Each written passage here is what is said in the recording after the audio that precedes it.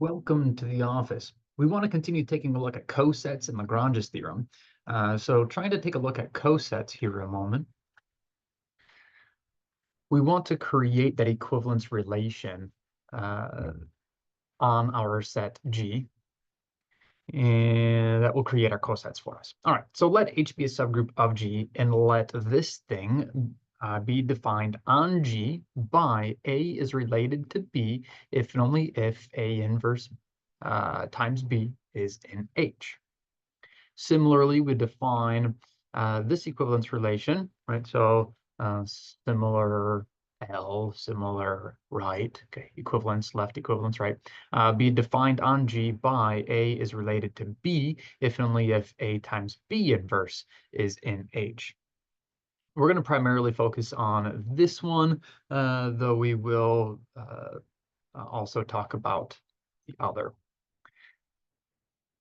We've talked about equivalence relations a few different times at this point, so I'm going to leave it to you to verify that these are indeed equivalence relations.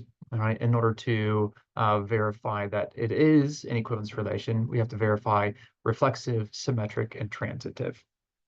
It works out that the textbook that we're using does in fact show that for this aspect. All right.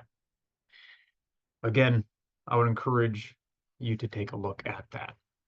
So if we consider an element of G and we want to look at its equivalence class under this relation, we can recognize that A is given as, right, the set containing A is all of the things X in G such that A is related to X.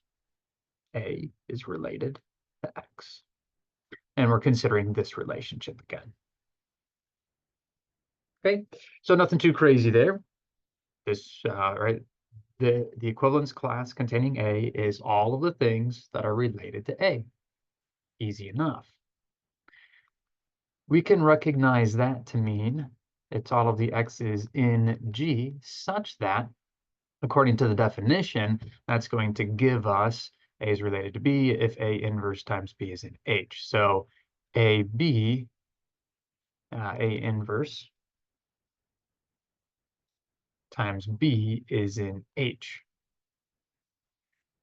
But that's essentially just saying that, right, X in G such that A inverse times B is equal to some H, right? Or some H in H. But this gives us X in G such that I can multiply on the left by A, right? I don't know that it's commutative, so I can't, write it on left or right as I feel. It has to be multiplied on the left by A to obtain B is equal to AH.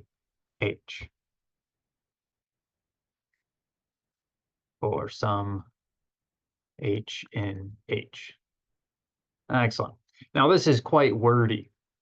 At this point, we should recognize that what we're really interested in are the things that look like this. So it's all of the B's in G such that B is equal to AH. Let's see here. Actually, we can refine that one more. Right? It's all of the things simply AH such that H is in H. That's actually what I want here. Here, I would require that this still says for some H in H. There we go. All right, so some nice manipulations on the representation, but this allows us, it allows us to create this convenient notation that all I'm doing is taking the element A and multiplying it by all of the elements from H. So we define this notation to be the equivalence class containing A. Since we're multiplying on the left, we end up with this, this left multiplication by H. Now, these things that we're looking at, these equivalence classes,